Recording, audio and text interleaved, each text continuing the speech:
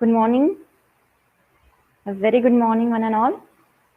Welcome back to the second day of International E-Conference on Emerging Trends in Bioscience and Technology 2020.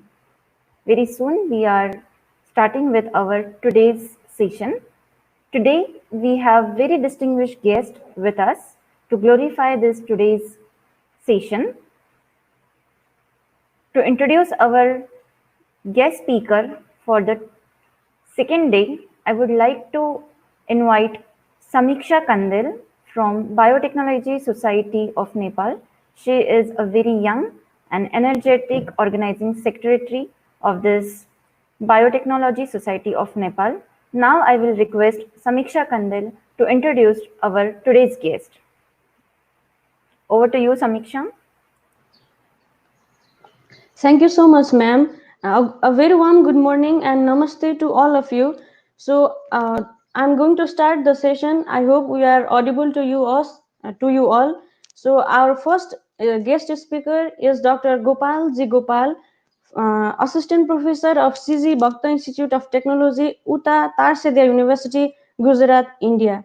Let me introduce him to you all.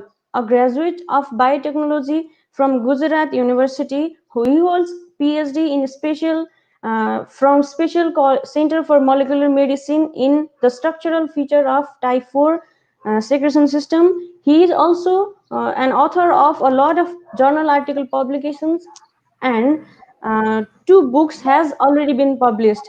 He holds a number of recognized awards from India, including Fast Track Young Scientist Award, Dr. D.S. Kothari Postdoctoral Fellowship from UGC, several awards from CSIR Board, National Merit Scholarship for pursuing MSc in Biotechnology from Department of Biotechnology, and a full fellowship in BSc from CM College, India. Apart from this, he has presented a number of research as posters, as well as delivered a number of invited guest lectures as a resource person in more than 65 events. Along with this, his training experience has also been nationally recognized and is involved as advisor in many private limited around India. Along with this, he is also got many experiences of coordinator as well as convener in many national and international seminar, conferences, and workshop. So let us welcome him to our session. So to deliver his glorified lecture entitled Role of Biotechnology in the Management of Diseases. Hello, sir. Good morning. Good morning. Am I audible to all? Yes, sir. You are very soundly audible. Please start your session. Good. So good morning, everybody present online. And I would like to thank organizer, especially Basdev Jamare sir and his team for utilizing this lockdown period for dissemination of knowledge. So I'm sharing my PPT, just wait.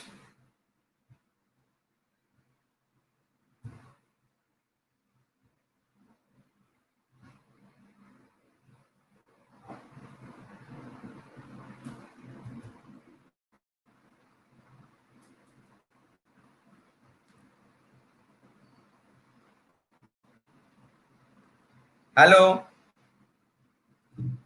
Are you able to see? Hello. Hello. Are you able to see me? Yes, sir. Yes, sir. Your PPT is visible and you are audible too. You can continue. Okay. So just keep on responding sometime. Yes, sir.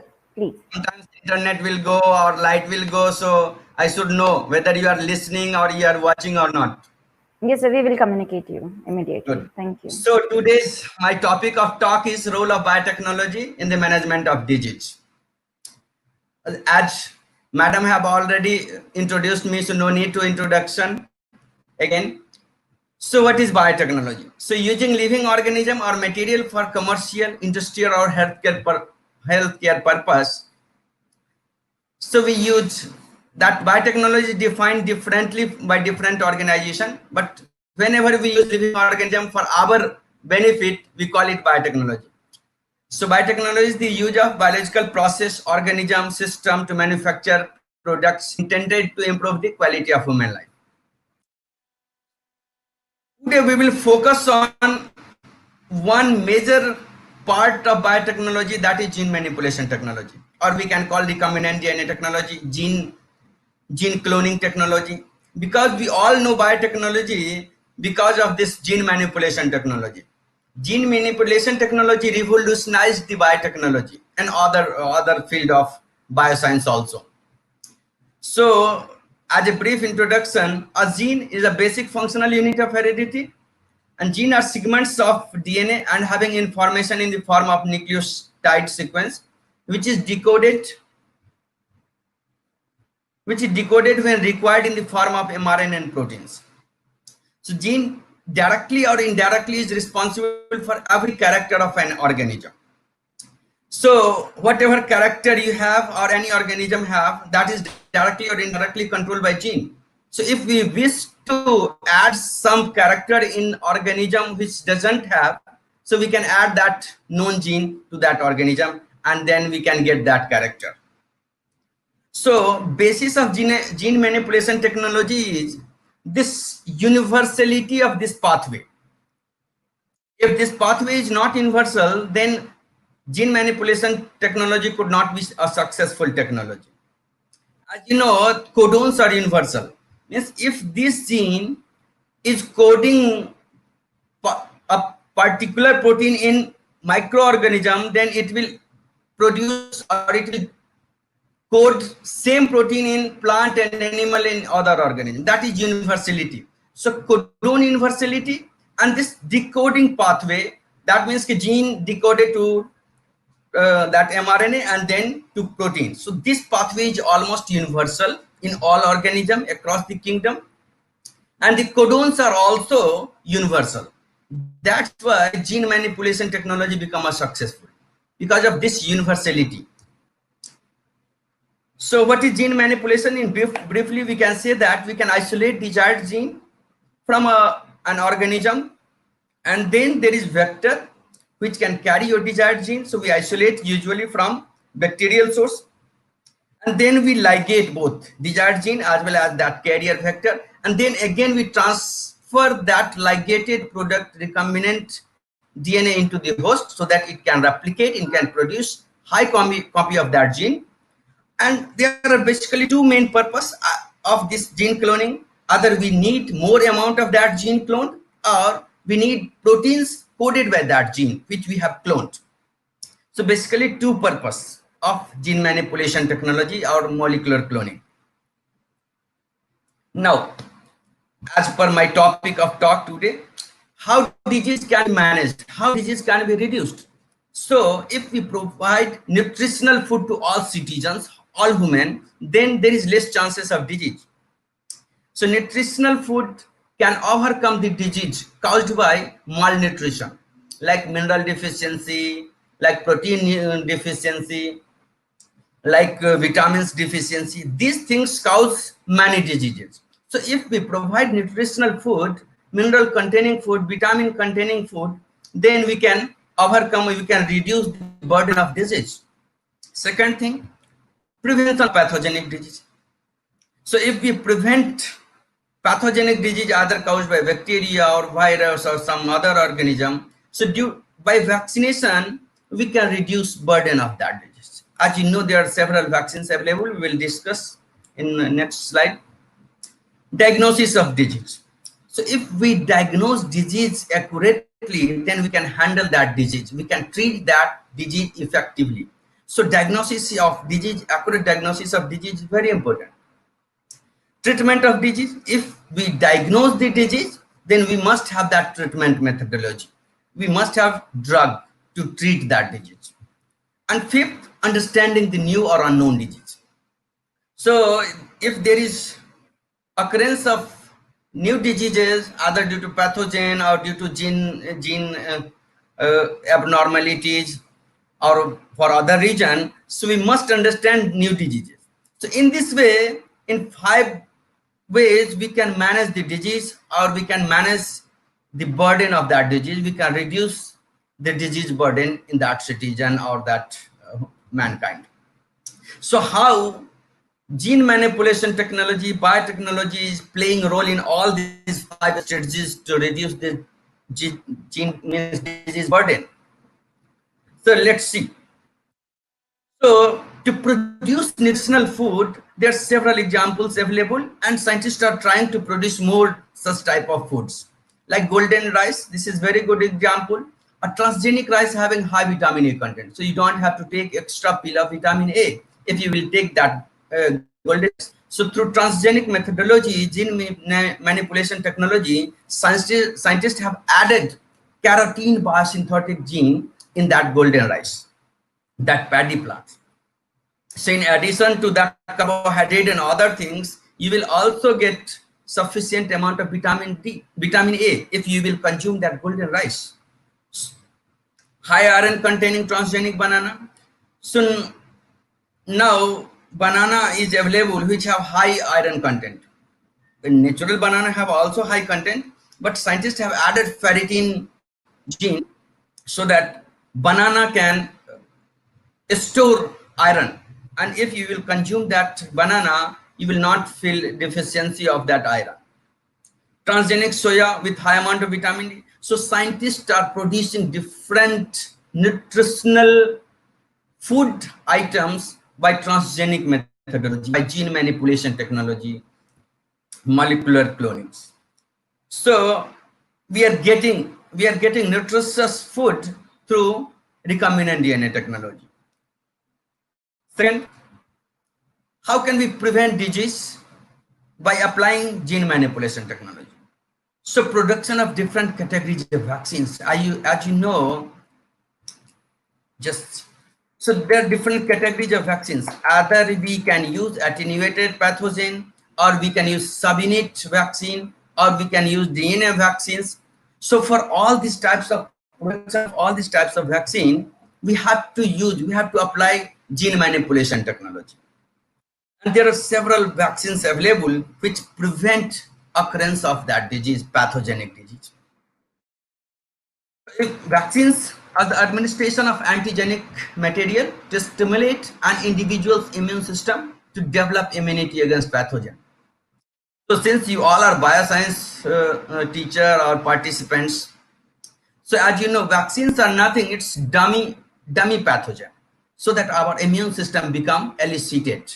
It becomes activated. So when original pathogen will infect, our immune system will fight with that pathogen effectively, efficiently. So this is antigenic, whatever antigenic things we administer in our body, so that our body become immune to that proteins or that bacteria or that pathogen. So as we discussed type of vaccines, we can use attenuated vaccines, inactivated vaccines, subunit vaccines, DNA vaccine. For subunit vaccine and DNA vaccine, we completely use gene manipulation, molecular techniques, molecular cloning techniques. So we can produce vaccines using that biotechnology or recombinant DNA technology. You can see scientists are using virus code protein, like in COVID, that in coronavirus, still scientists are trying to produce vaccine against S code protein of that coronavirus. So we again use that, if we know their gene sequence of that spike protein, then we can produce vaccine against that code protein. For production of vaccine, we have to apply recombinant DNA technology methods. You can see impact of vaccines. In 1950s, there were 5,796 known cases of diphtheria. But after vaccination, you can see in 2009, there is 0 cases of diphtheria. Like tetanus, 486 were known cases in 1950. But in 2009, there is only 18. And pertussis, 1,20,000 known cases in 1950. Now population have increased 3 times. But still you can see there is huge reduction in that cases of that pertussis, measles, mumps, rubella, hepatitis, hepatitis B, and there are several other vaccines. So you can see the impact of vaccination. If we vaccinate, then there is very huge reduction in the occurrence of that pathogenic disease. For in diagnosis, how can we use recombinant DNA technology or biotechnology for diagnosis of disease? So as you know, PCR is universal methods. So there are several PCR based diagnosis techniques are applied nowadays. PCR, RT-PCR means if some viruses are having RNA, then we use RT-PCR. If we wish to find out load of pathogen, load of that gene, then we perform real-time PCR. So these PCR, RT-PCR, real-time PCR, and there are different multiplex PCR, state PCR, and there are several PCR techniques we scientists using to diagnose the presence of pathogens, either bacteria or virus, or sometimes to find out abnormality in genome or gene. So PCR is the very, very efficient technique to diagnose the disease. Antibody-based diagnosis of disease, there is immunocytochemistry, immunohistochemistry. So you can see wherever there is immuno is added as a prefix, you must know that antibodies are used to find out presence of some proteins. So we can find out presence of pathogen, bacteria or virus or some abnormal protein by using antibody-based diagnosis. And how can we produce antibody? So we can produce antibody by producing recombinant protein, because recombinant protein we can produce in high amount, in good quality, purified protein, and we use that recombinant protein to raise antibody. Whether polyclonal antibody or monoclonal antibody, we must have purified protein, high amount of protein. So most of the case, we use recombinant protein to produce antibodies. And as you can see, antibody, there are several techniques which are antibody based. So DNA hybridization based diagnosis, southern blotting, northern blotting, FISH, DNA microarray, these techniques are based on DNA hybridization. So we must have that DNA. We must have the probe, then we can perform these techniques, DNA hybridization based technique. DNA sequencing based diagnosis, single nucleotide polymorphism, you must have aware of about that SNP. SNP is causing disease in several patients due to abnormality in sequence. There is abnormal protein production, so there is cause of disease. So we find out single nucleotide polymorphism. We can use gene sequencing. We can find triplet codon repeats, like in Huntington disease, there is CAG repeats. So we can find out that abnormalities by DNA sequencing. There are different alternate methods also. So for diagnosis of disease, which is required for efficient treatment of disease, we use molecular biology or recombinant DNA technology. As you know that PCR is very versatile because of two unique features of PCR. In PCR, we increase quantity of given DNA to million or billion copy. So that wherever there is less quantity, we cannot observe it, we cannot analyze it, then we do PCR so that it will increase to million or billion fold. So we can easily handle that DNA, we can easily analyze that DNA. Second thing is, in PCR, we amplify only a specific sequence from mixtures of DNA. So there is a specificity. From mixtures of bacterial genome, we can find out presence of one gene from that bacteria. So we can efficiently find out pathogen, presence of pathogen, presence of some abnormal gene using that PCR. You can see immunofluorescence. So to find out presence of some protein at cell surface or tissue surface, we can do that immunofluorescence technology, but we must have antibody against that protein. Then only we can perform this type of techniques, either Western blotting or immunofluorescence techniques. Now, so in treatment of disease, how can we use recombinant DNA technology in treatment of disease? So as you know, we can produce therapeutic recombinant protein. Several human disorders are due to absence of or malfunction of proteins usually synthesized in the body. Human proteins are produced in bacteria or other organisms using recombinant DNA technology. There are a huge number, hundreds of recombinant protein we use as a therapeutics to treat the disease. Those proteins generally we produce in bacteria or sometimes in yeast or sometimes in mammalian host cell. So if there is some disease due to absence of some protein, we can produce that as a recombinant protein. So for these things, again, we have to apply recombinant DNA technology, gene manipulation technology. Therapeutic nucleic acid used for gene therapy. So addition or deletion of gene which cause disease or mask the expression of disease causing gene. So we use antisense technology, gene therapy technology, if we have therapeutic nucleic acid. So we produce therapeutic nucleic acid, DNA or RNA using again recombinant DNA technology. Therapeutic antibodies, as you know, for cancer treatment, for other treatments, we use monoclonal antibody.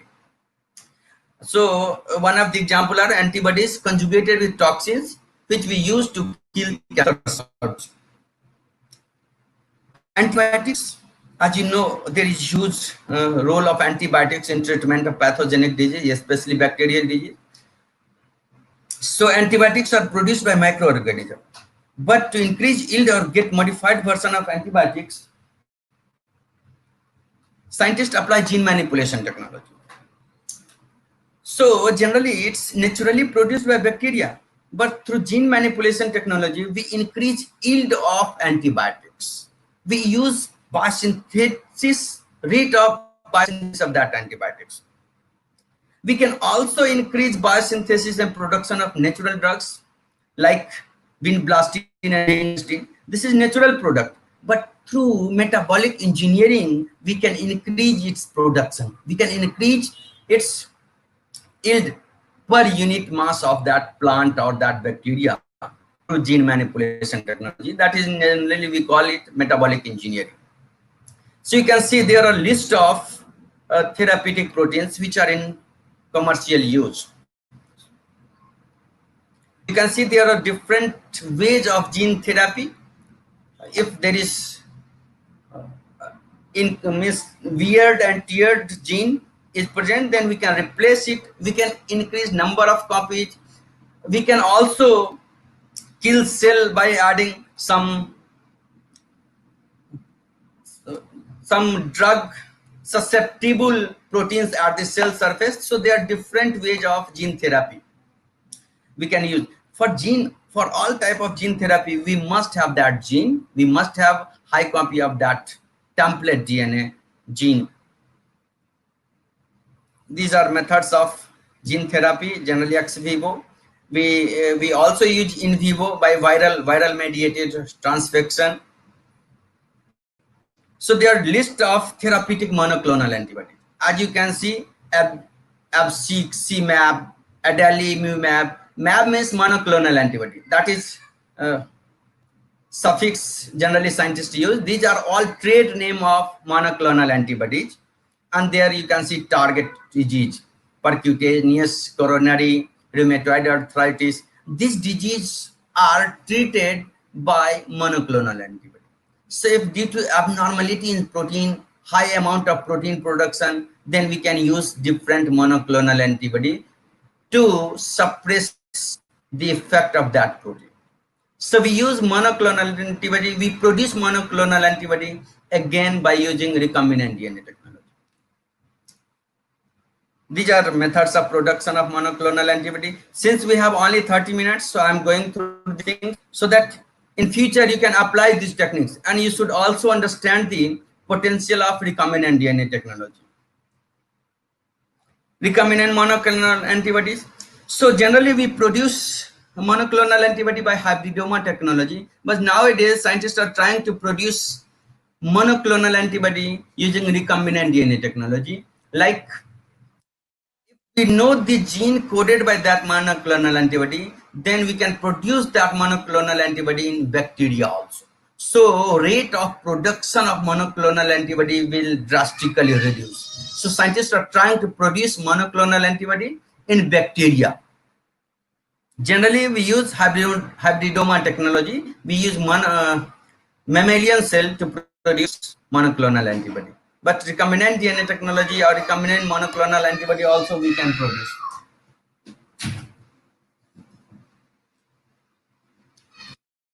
As you can know, the impact of discovery of antibiotics, it is estimated that penicillin has saved at least 200 million lives since its first use as a medicine in 1942. So only single ampicillin, penicillin saved 200 million, means 20 crore people. Nowadays, there are different variants of antibiotics are available, and we increase yield also through metabolic engineering. As you can see, how can we increase drug biosynthesis or antibiotics by metabolic engineering? So either we can remove rate limiting transcriptional or allostatic control, kinetic enhancement of rate limiting enzymes, genetic inhibition of competing pathways, enhanced carbon commitment to the primary metabolic pathway from central metabolism, modification of secondary metabolic pathway to enhance energy metabolism and the availability of enzymatic factors, enhanced transport of the compound out of the cell. In this way, we can increase normal biosynthesis of that drug or some small molecule or antibiotics from natural hosts. We don't have to isolate that gene and add into other host, because sometimes suppose antibiotics produced by several enzymes. This is not one enzyme product. In that case, we add some genes so that if there is some rate limiting steps, so we add that extra enzymes, extra gene, or we sometimes remove some bottleneck effect by adding or removing some genes. We can increase their natural biosynthesis. So in this way, we can get more yield of that antibiotics or that drug from that natural plant or natural microbes. Understand the cause and mechanism of disease. So if you don't know if you don't know new disease, what is the reason, whether pathogenic or some genetic disease, in that case also we use gene manipulation technology to understand the disease. Like we produce transgenic animal as a model of human disease. So we create disease mice, rabbit by deletion or addition of gene to understand the disease. We have some examples: creation of model of Alzheimer's disease by overexpression of amyloid precursor proteins, creation of mouse model by knockout for hypoxanthine guanine phosphoribosyl transferase deficiency to study Lesch-Nyhan syndrome, which is neurobehavioral abnormalities. So in this way, we can produce model organism by deleting some gene or adding some gene, so we can understand the disease, or we can understand the efficacy of some drugs on that model organism. So we must have model organism to understand the human disease. To produce that, again, we have to use gene manipulation technology. Gene targeting has been widely used to model human cancer caused by the inactivation of tumor suppressor genes such as TP53 and RB1. Finding the function or role of unknown gene. So this is very important. As we all know, since there are next generation sequencing is available, scientists are dumping the data of genome sequence, but they are unable to find out role of that gene. Whoever have that genome sequencer, they produce that data, but they don't know what is the role of gene. To find out the role of gene, again, we have to apply recombinant DNA technology techniques like gene knockout. How can we find out the role of gene? So by knocking out the gene or knocking down the gene or producing the protein coded by that unknown gene, and then we characterize that protein either by crystallization or enzyme assay, whatever way. So we must have that protein. So we use recombinant DNA technology to find out role of unknown gene if gene sequence is known. Pharmacogenomics, So role of genome in drug response. So if we add some drug, so we can find out what is the repercussions, what is the abnormalities, or what is the effect of that drug on genome. So for that also, we must have that gene manipulation technology. We apply that gene manipulation technology to find out the role of drug on gene. So in this way, to understand the new disease, mechanism of disease, we apply gene manipulation technology or recombinant DNA technology.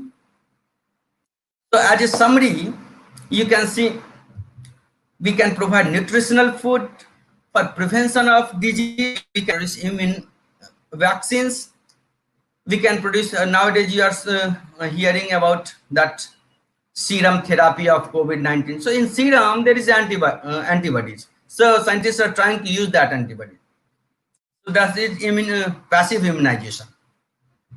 Diagnosis, PCR based, blotting based, ELISA based, Western blot based.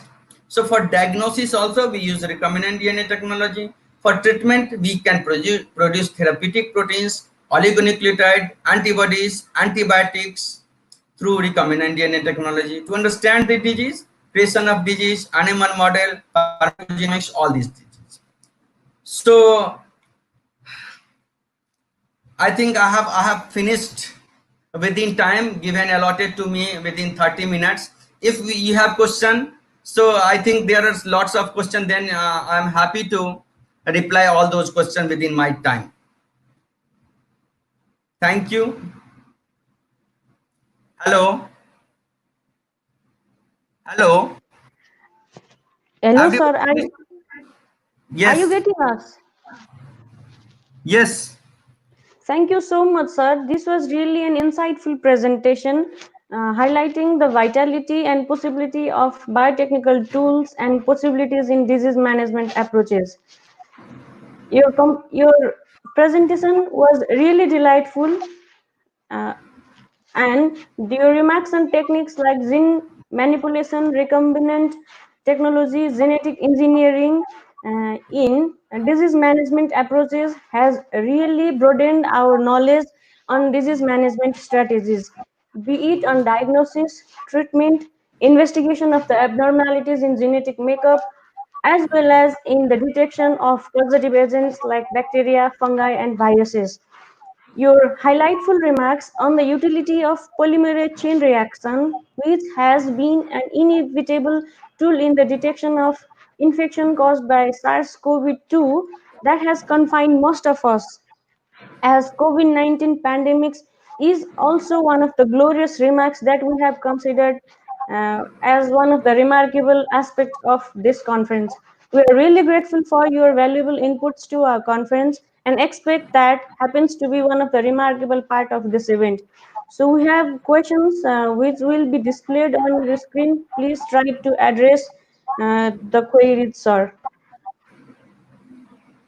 Yes. If we have question, you can ask. You can read that question. If you think some questions are important, then you can ask. You can read that question.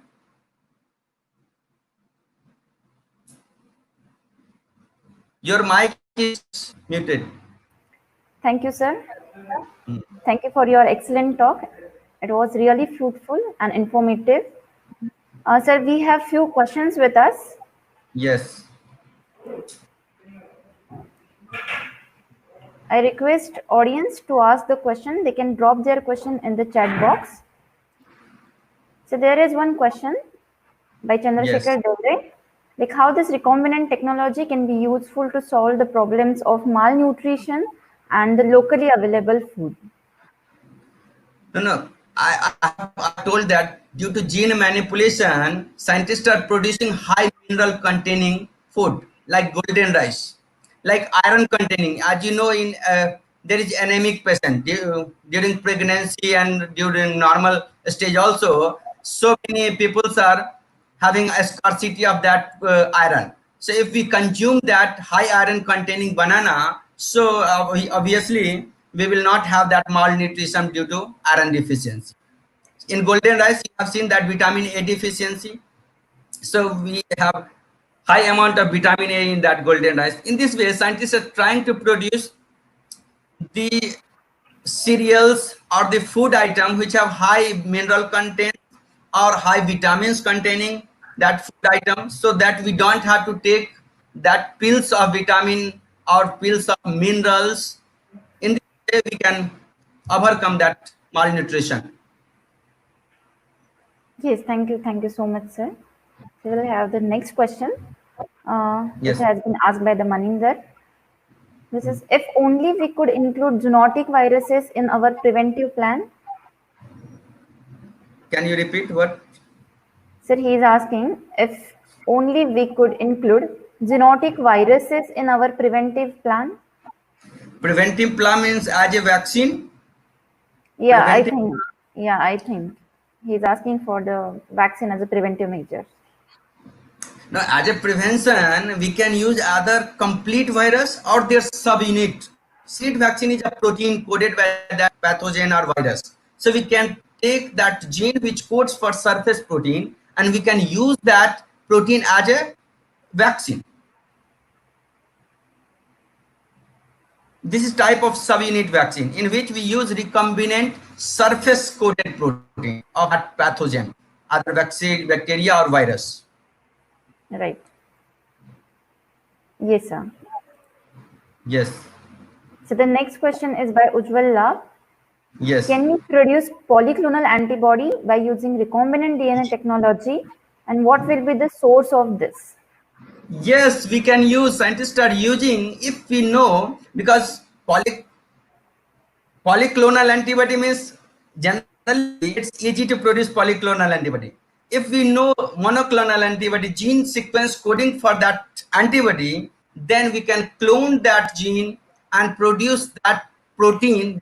Antibody is also protein, so we can produce in bacteria also, provided there are some glycosylations are not occurring in the bacteria, so we have to glycosylate. Without glycosylation also, efficacy of that antibody is similar to that glycosylated. So scientists are trying to produce monoclonal antibody. Polyclonal antibody means there are mixtures of antibodies. Then we have to clone all different. But monoclonal antibody through genetic engineering provided through fast display technology, we find out the exact gene sequence of that monoclonal antibody coding gene. Then we can heavy chain and light chain, we can clone their respective gene and then produce the recombinant protein in E. coli. Scientists are trying. I have also tried during my postdoc against that anthrax disease vaccine. Any other question? Yes, sir. So there is next question by Satish Devkar. Please explain phage therapy and its potential for treatment. Phage therapy means what? So attenuated, you are talking about attenuated phage virus. Phage therapy means what? I'm So not, can he elaborate? Satish Devkar ji, can you elaborate? Phage therapy means what? Please elaborate. Which Phage kind of as a phage therapy. therapy?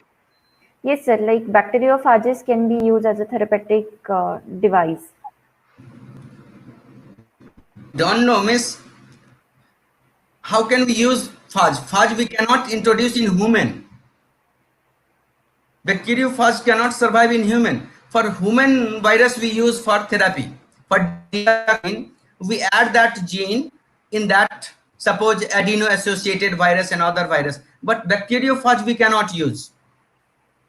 Bacteriophage we cannot introduce in human.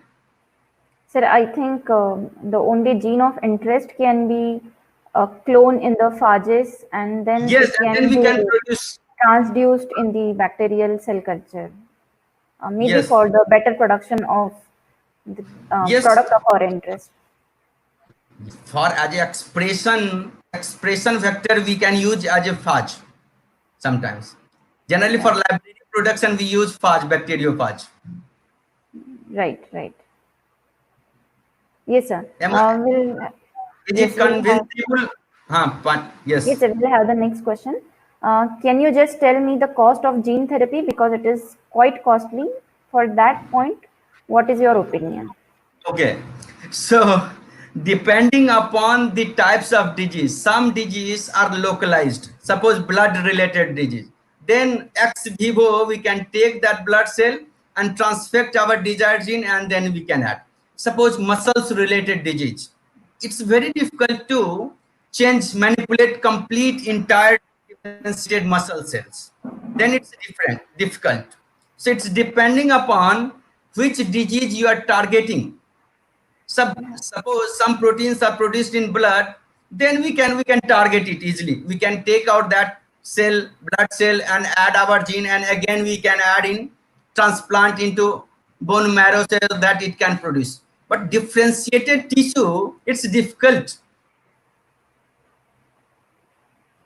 Yes, sir.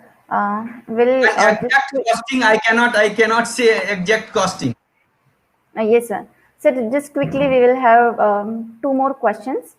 Yes. This is why gene therapy is not so popular in treating the diseases. What till gene therapy is not a popular method is treating disease? Why? Okay. So I told you, there are so many limitations. Something is ethical issue. Sometimes it's difficult. Not all genetic disease can be cured by gene therapy because we cannot manipulate entire organism, entire human. If there is muscles related disease, then we cannot manipulate all the cells of the muscles in well grown human. It's difficult. Sometimes we are not getting volunteers also. Sometimes there are ethical issue also. That's why, but scientists are trying. Some countries have treated some disease using that gene therapy technology. Yes, sir. Thank you. So we'll have probably the next question. This is the last question. Sir, how can we detect knockout gene by conventional PCR, especially for the heterozygous knockout gene? Oh, very good. So, if we can design primer against the flanking gene, so by suppose you have knocked out some gene X having 500 base pair, and we add some other gene during replacement, we add some antibiotic resistance or some gene so that we can detect that cell. In that case, we can design a primer so that there is difference in size of amplicon with the non-knockout condition and with the knockout condition. So by seeing that, we can differentiate.